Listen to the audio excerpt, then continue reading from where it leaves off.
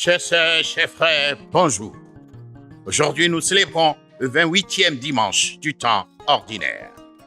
Et le thème de notre prédication, c'est de l'ingratitude à la gratitude. Dans le récit de la guérison des 10 lépreux, Jésus demande, « Et les 9 autres, où sont-ils » Luc 17, verset 17. Notre vie, autour de nous, nous voyons beaucoup d'ingratitude. Et selon le récit de ce dimanche, nous voyons 10 lépreux qui ont été guéris et seulement un qui revient pour remercier Jésus. Nous avons donc 90% d'ingrats. Parmi ces 90% d'ingrats, on risque de croire que ce sont seulement les non-croyants. Non, il y a aussi les croyants et qui ne sont pas reconnaissants. Ne suis-je pas aussi l'un d'eux? Premier point, la nature est la cause de l'ingratitude. D'abord, l'ingratitude est une non-reconnaissance, particulièrement non-reconnaissance des bienfaits reçus. Non-reconnaissance vis-à-vis de Dieu, qui est la source de tout bien. L'ingratitude est aussi un péché contre l'Esprit Saint et contre son propre esprit, car l'ingrat vit comme s'il n'avait pas un esprit, comme s'il n'avait pas une conscience. L'ingratitude manifeste une mort spirituelle.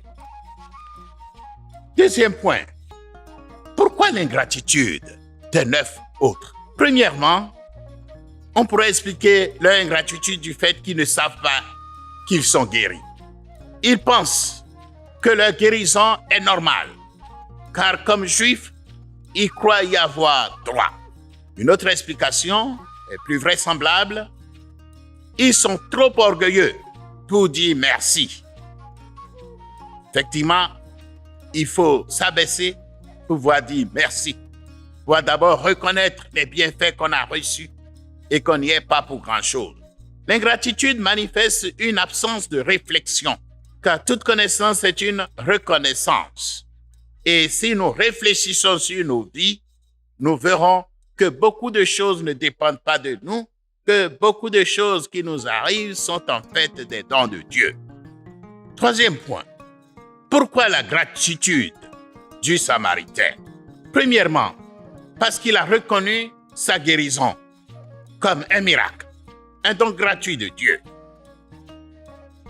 Ensuite, parce qu'il est un étranger, il a la conscience de ne pas avoir de droit en Israël. Tout ce qu'il reçoit en Israël est donc pour lui comme une grâce, un don gratuit. Enfin, parce qu'il est humble. Il faut beaucoup d'humilité pour pouvoir dire merci, pouvoir reconnaître les bienfaits que nous recevons des autres, surtout de Dieu. Quatrième partie, les bienfaits de la gratitude dans notre vie. La gratitude présente beaucoup de bienfaits. La louange de Dieu, elle nous permet de louer Dieu, de bénir Dieu et par là même d'être bénis de Dieu. Ensuite, la gratitude nous permet de consolider nos relations dans le mariage, dans le service, dans nos quartiers, dans nos milieux de vie. En effet, que de mariages tournent en rond faute de gratitude, quand l'un des partenaires a l'impression que l'autre ne reconnaît pas ses efforts, ses contributions, sa valeur. Ensuite, la gratitude embellit le monde et notre vie.